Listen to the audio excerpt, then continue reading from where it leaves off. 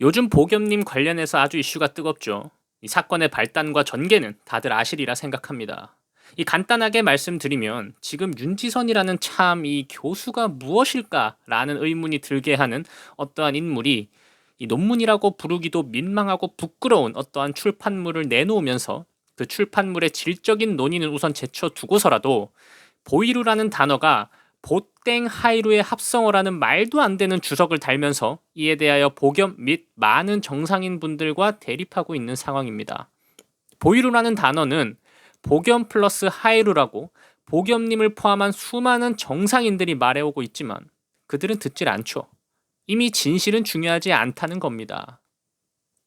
보이루를 보땡 하이루라는 의미로 사용하는 무리는 딱 하나 존재합니다. 그게 바로 팸이죠. 상식적으로 누군가를 비난하기 위해서 그런 상스러운 단어를 본인의 이름과 연관지어 사용한다는 것부터 자체가 말이 안 되는 발상이지 않습니까? 이 정상인이라면 할 수 없는 발상인데 그들은 아주 당연하다는 듯이 하고 있습니다.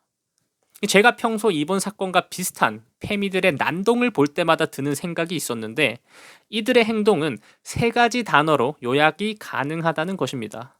바로 피해의식, 날조, 선동입니다. 이 보이루라는 단어부터 보호라는 단어가 들어갔다는 이유만으로 정상적인 사람이라면 공감하기 힘든 피해의식을 가지지 않습니까?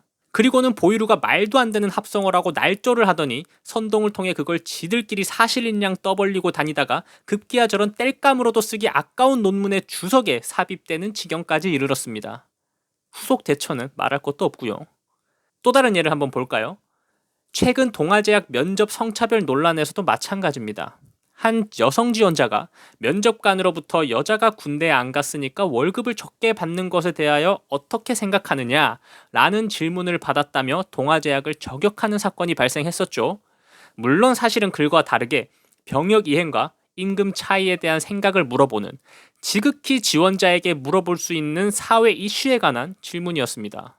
하지만 이 여성 지원자 역시 성과 관련된 질문을 받고 평소 가지고 있던 피해의식이 도져서 관련 글을 작성했을 텐데 그래요. 평소 마음이 건강하지 못한 사람이라면 누군가의 말을 듣고 피해의식을 받을 수 있습니다. 그런데 문제는 본인의 피해의식을 정당화하기 위해 남들에게 공감받기 위해서 사실을 날조한다는 겁니다. 본인도 사실 그대로를 말하면 남들이 공감해주지 않을 걸 알기에 마음속 깊은 곳에 스스로 피해의식에 쩔어서 정신승리를 하려 하고 있다는 것을 알기에 사실을 날조해서라도 남들에게 위로받고 싶고 공감받고 싶어 하는 거죠. 그리고 날조된 사실을 기반으로 저 기업은 나쁜 기업이다. 사람들을 선동하고 본인은 피해자인 척 도움을 받아야 하는 존재이며 사실 나는 그렇게 못난 사람이 아니며 나를 깎아내린 저 단체가 나쁜 단체라고 스스로를 속이며 정신승리를 하고 있는 겁니다. 스스로 누가 봐도 자신의 스펙이 가장 우수하다고 했지만 이 역시 전혀 근거도 없이 그저 본인을 정당화하기 위한 날조, 선동의 도구로 사용했을 뿐이죠. 결국 동아제약 측에서 사과를 한 걸로 알고 있지만 저런 지원자를 결국 탈락시켰다는 것을 보면 그 면접관은 아주 능력 있었고 성과급이라도 줘야 할 판인 거죠. 회사를 말아먹을 인재를 걸러낼 수 있었으니 말입니다. 끝으로 앞으로 보이루라는 단어가 논문에 실린다면 다음과 같은 의미로 실려야겠네요.